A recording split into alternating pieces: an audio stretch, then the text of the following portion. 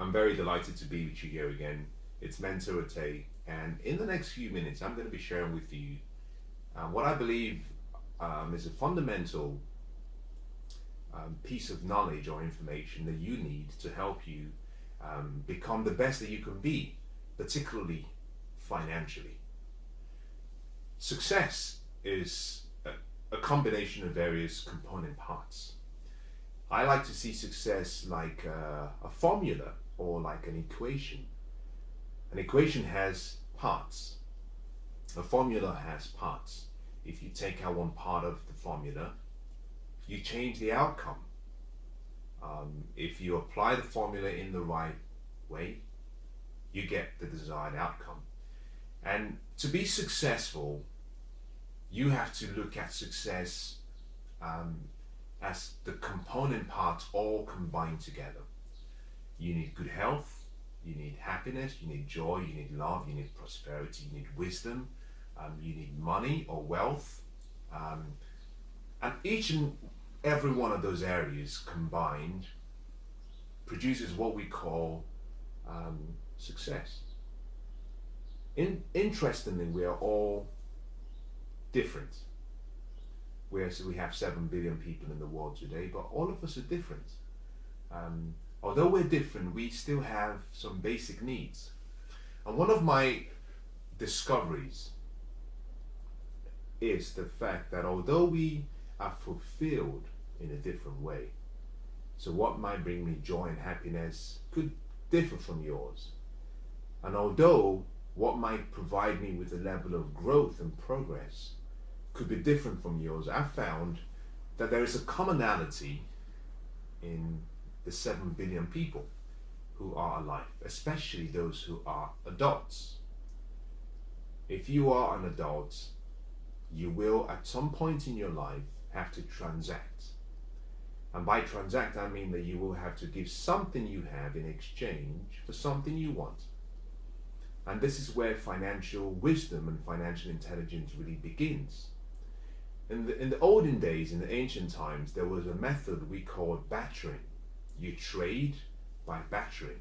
So I may have had maybe a pen, and I may have walked into your shop, and in your shop, perhaps you had a loaf of bread.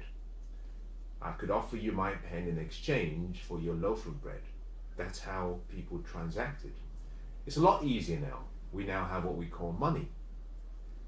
Money is a currency, but money is not the only currency out there. It's the most widely used, but it's not the only thing. Everything you have is a form of currency. My smile is a currency. It means I can give my smile in the right place and I can get a desired outcome. My patience, my love, my attention, my intelligence, my money, my time, everything that I have can be used as a means of exchange, which is what a currency is there for. So every adult who is alive, irrespective of where you are, where you were born, at some point in your life you will have to transact with other people. Now I find it really baffling that we spend roughly about 50% of our waking life working for money, but we're not really educated in how to use money. And that is what I want to start with today. I will be sharing with you some very basic fundamental financial principles that you have to start thinking about because it can make a difference in your life.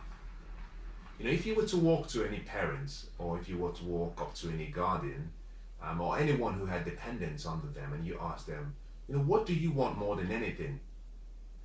One of the things they would say to you is that I want my children, I want people I care about, my loved ones, to be wealthy, to be happy, to be healthy.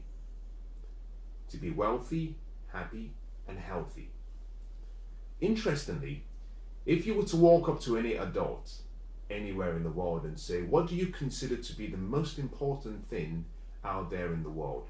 Most of them will say to you, freedom. Now, what I find really baffling is that we live in, not everyone, depending on where you're watching from, you could be in a developing country, or you could be in a country that does not have the level of freedom that most other countries experience. But in most developed countries that are free, most people are still living under what I call economic poverty and slavery. Although they live in a free country, they're still economic slaves. They're still slaves because their lives, when they take their vacations, how they spend time with their family, when they spend their time with their family, what they do when they're with their family, how they live is controlled by someone else. And part of that is simply because if you do not have a plan or a dream for your life, there's a very high chance that you will fall into someone else's plan. And in many cases, those people don't have anything planned for you. So if you don't have a goal, if you don't have a dream, then automatically you will fall into the group of people who are helping other people make their dreams become a reality. Now, we work most of our lives for money. And so it's only important that we spend some time to study money. And I'll talk about that in a different session. I want to talk about some of what I call the wealth philosophies that held me down for so long, and how I had to break through those philosophies because it's important. But in this session, I want to talk about something really basic. It's called a financial plan, a financial statement. I have a slate. I'm going to be using my slate to draw some things for you to make it very clear. Now, there are 4 words that are very important in understanding money. I'm going to talk about basics. Like I said, everything I'm going to share with you will be very basic. It'll be so basic that you might even think, why is he spending so much time talking about it? In many cases, you might find that in a lot of my videos, I always repeat what I say because I believe that spaced repetition is the mother of all skill and the mother of all change. Sometimes you have to hear things over and over again. In many cases, the truth is always important, but in some cases, not as important as the power of repetition. The truth doesn't always set you free. What you hear again and hear again and hear again is what decides your life, your future. A financial statement is very important, and all of us should know what a financial statement should look like, but more importantly, we should have our financial statements for our lives. There are 4 words that are very important to understand money, but also to begin your financial journey. The first word is what we call assets. The second word we call liabilities. The third we call expenses. So we talk assets, liabilities, expenses, and finally income. Now, those are 4 basic words. Now, the 4 basic words have to be understood, and I'll define each of those before I move forward. But understanding the 4 basic words has to be combined with 2 words that are very important, especially in the day and age we live in today. Now, the other 2 words is cash flow. The second is debt. Cash flow and debt. Now, let me start by defining what an asset is so you can begin to understand what I will be drawing for you in a few minutes. If you read a dictionary, you will always find a definition of some words. In many cases, sometimes the definition in the dictionary is too scientific, it's too formal. It doesn't bring into the application in today's time that word and how you can really connect with it. And so let me define what an asset means using an example, but also using a definition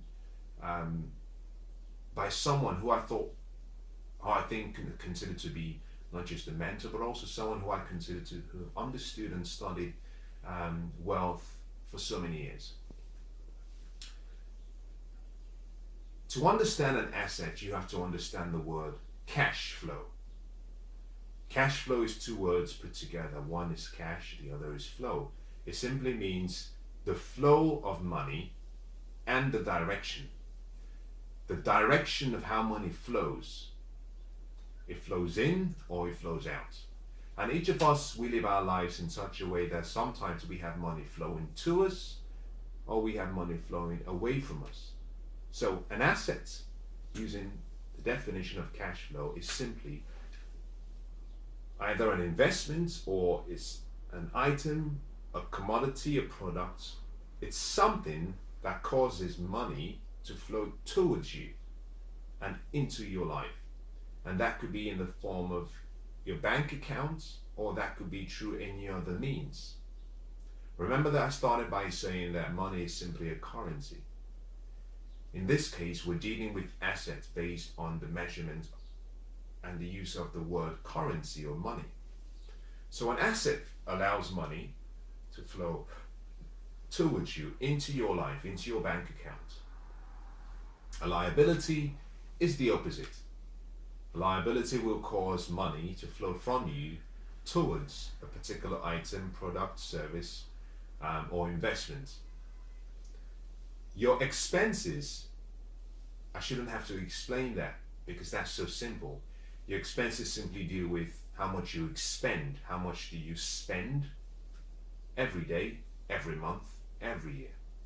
Your income, very simple again, deals with what you're paid as a salary, what you're paid as a wage.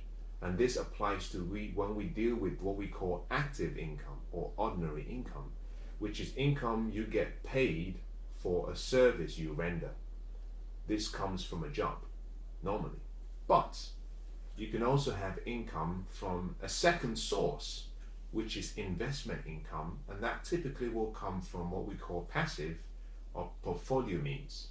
That could be from stocks, that could be from bonds, that could be from real estate, that could be from oil, that could be from gas. But this is money from an investment you own.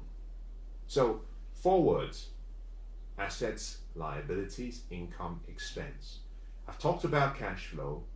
The final word is debts. And I'm going to do a session on debts because there are 2 forms or categories of debt. There is good debt and there is bad debt. Personal debt is bad debt.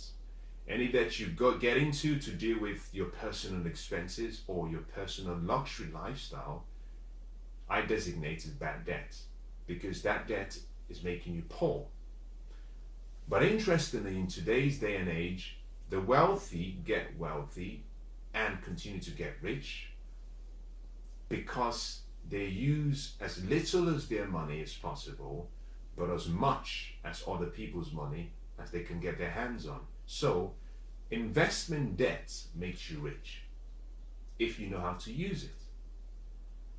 Personal debt will make you poor. Between both forms of debt is financial wisdom. Your financial wisdom and intelligence helps you use debt properly, because debt can be like a two-edged sword. It can be like a loaded gun. It can protect you, but also it can kill you. Now let's start by drawing a symbol. Let's talk about what your financial statement should be and what it's like. If you have a journal, if you have a piece of paper, I want you to draw a square. The square should look something like that. Now, when you've drawn the square, I want you to split the square right down the middle, but also I want you to split the square right down the axis to have 4 new squares. In the first one, I want you to write the letter I. In the bottom left, I want you to write the letter E. In the top right, I want you to write the letter A. And then in the bottom right, I want you to write the letter L. Now, what you've drawn here is a pictorial form, a pictorial representation of what we call your financial statement. This is your financial statement. It's really that simple. You don't have to worry too much about pages and pages of books and Excel spreadsheets. It's really this simple. Now, I should state that this is your personal financial statement. That's what we're dealing with, not a business financial statement, personal. Income, expense, liabilities, assets. Very simple. So in your life, one of the first things you must do if you want to achieve a goal, whatever that might be. Now your goal could be to become more secure, to find more security for your life financially. Your goal could also be to become more comfortable, to be able to afford the necessities you want in your life, and that's okay. On the other hand, your goal might also be to become financially free, to become wealthy, or to become rich. It's all a journey, but you get to choose. But interestingly, you have to choose a destination. Now, if you've ever been to an airport recently, and if you've been to an airport that you're not very familiar with, one of the things that tends to happen is you might lose track of where you are. Let's assume you're traveling, you're trying to get from where you are to a departure gate, and halfway in between, you decide to walk into a shop, and you finish looking around the shop, you come out. In some cases, you may not be able to remember where you are. And this is where you need the signs, the directional signs. In some cases, in some airports, there are some boards, what we call a positional board. And on that board, it gives you a representation of the entire airport. And it shows you a dot. And the dot always says, you were here. Now, with that dot indicating where you are, now you can calculate where you're trying to get to. But you have to know where you are. So you start by deciding what your destination should be, but next you have to know where you are. And that is where a financial statement comes in. Without a financial statement, you cannot be wealthy. Because without a financial statement, you cannot understand really where you are. And if you don't know where you are, then how do you get to where you're trying to get to? So one of the things I want you to do if you have a journal is this. On the first page of your journal, I want you to just make a note, and I want you to write down income. Very simple, income. And on that page, I want you to write down and list out all of the income sources in your life. Everything. Now, this could be a job. Let's assume you have a job. Let's also assume you have some investments. Write everything down and list it. Now, next to each of those income sources, I want you to write down the amount. Write down how much you earn from each of those income sources.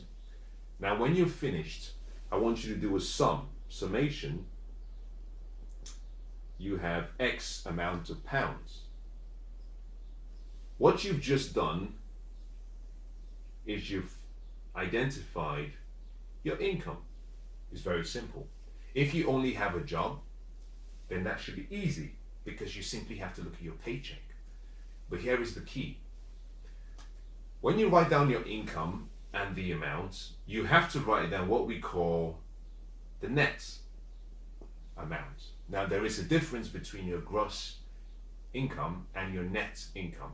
Your gross income takes into account what you're paid before any deductions are applied. And those deductions could be in relation to taxation. It could be in relation to any other form of taxes, whether local or state. But also, it could also include your pension contribution. So your gross income is the actual income agreed in your contract within yourself and your employer. Your net income, on the other hand, deals with the deductions applied to your salary. So it's a reduced amount. Your net income will be after you've paid your taxes, after you've made any contributions to a pension or to an insurance, or for any taxation purposes. So what I want you to write down here is your net income. Now, when you've done this, I want you to move to the next page. On the next page, I want you to write down expenses.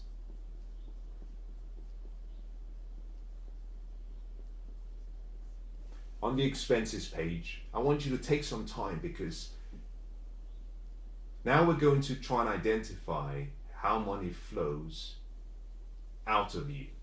I and what you spend your money on. Now, the difference between those who are poor and those who are wealthy lies in their daily habits.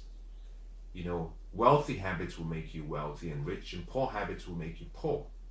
So, on your expenses page, first I want you to make a list of all of the expenses you have every month.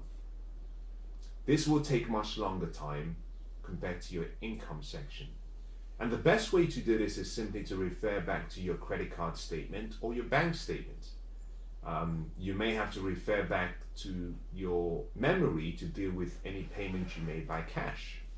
But if you have a bank statement or a credit card statement and you make most of your purchases through any of the two methods, then it's a lot easier to obtain the actual money spent. Another way I like to do this is simply to say, make a list over the next 30 days of everything you spend money on, right from when you wake up.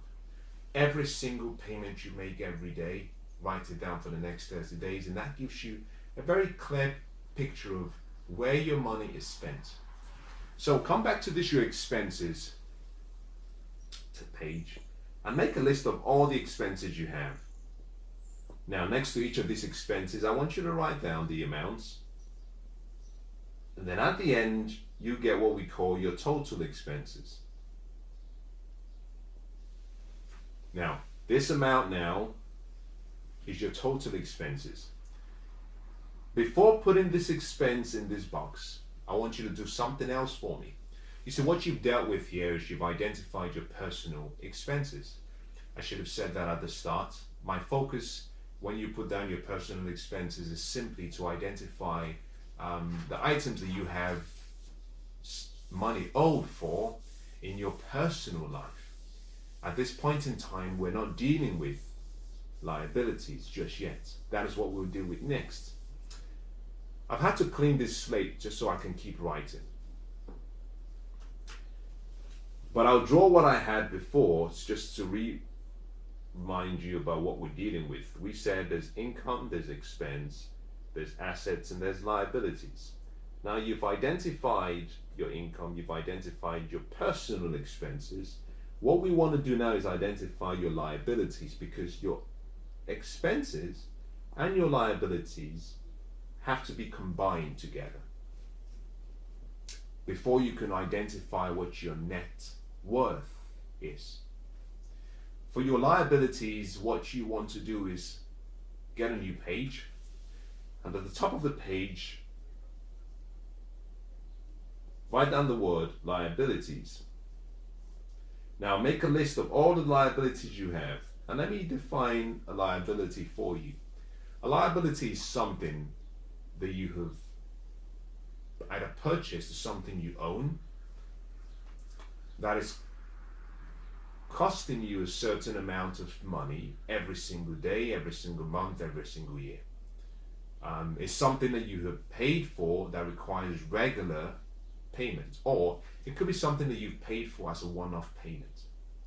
A liability can be, for example, a home. Most people believe that their houses are investments, and that is true.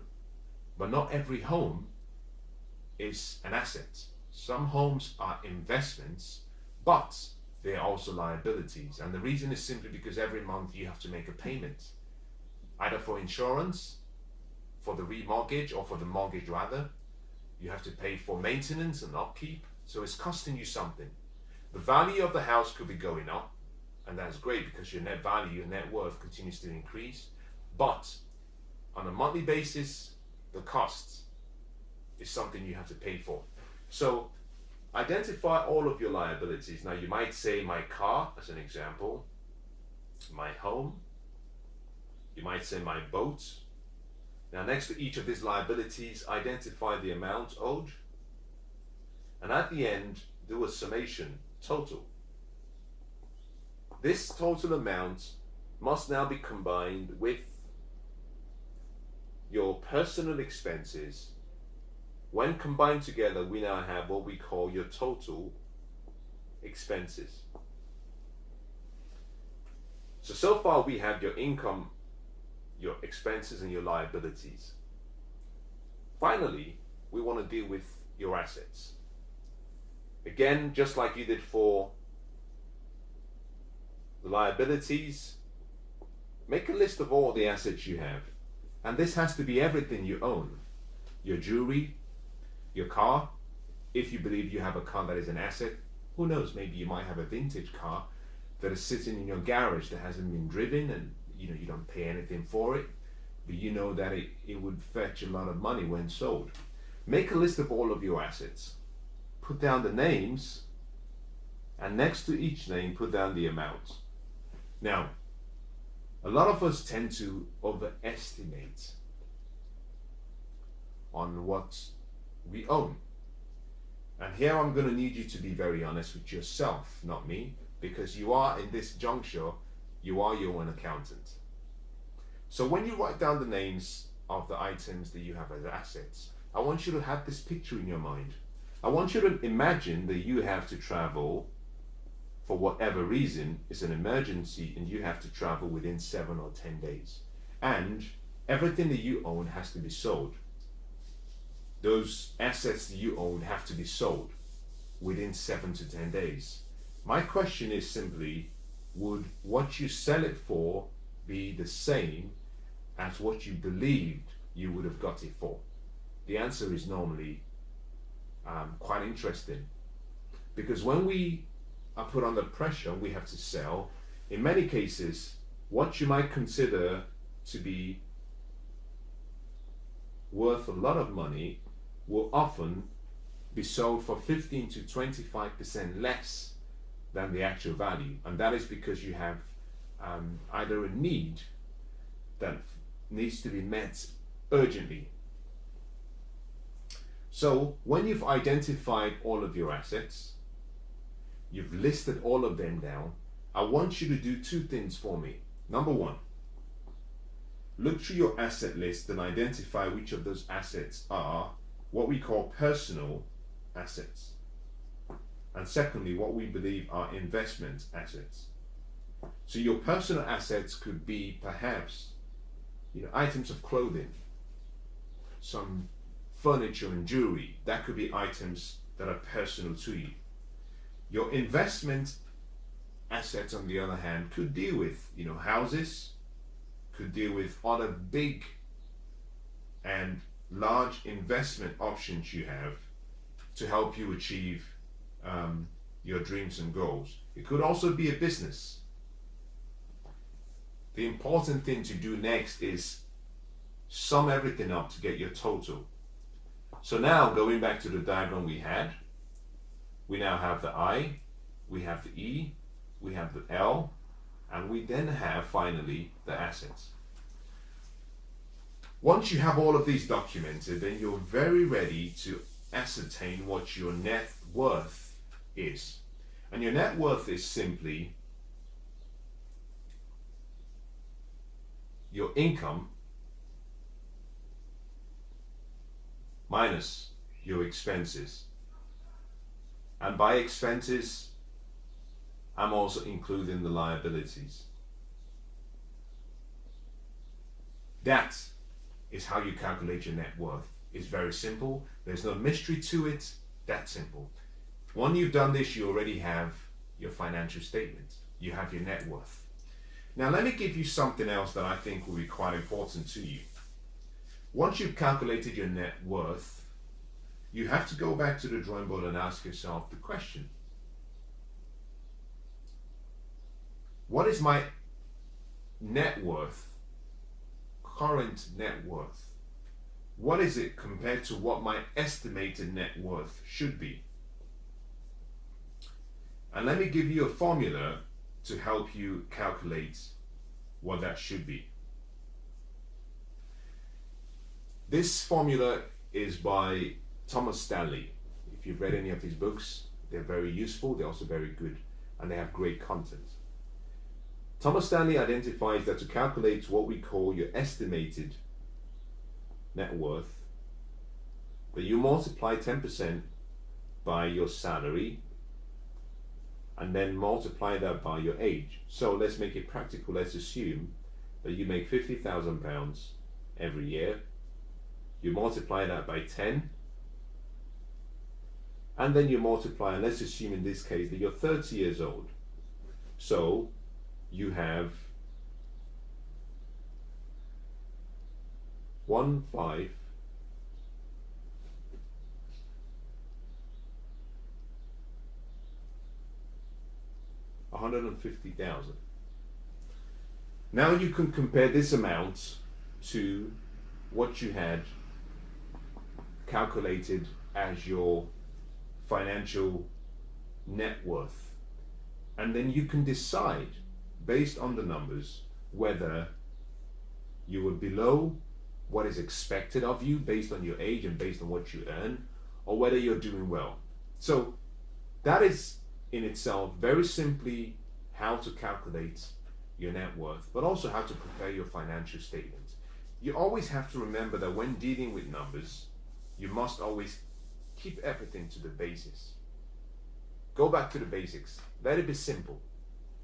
If you can take some time and sit down with your loved one or sit down with yourself and prepare your financial statement, what you will find is that very easily your financial statement will give you a clear image on what needs to change in your life and how money has been spent.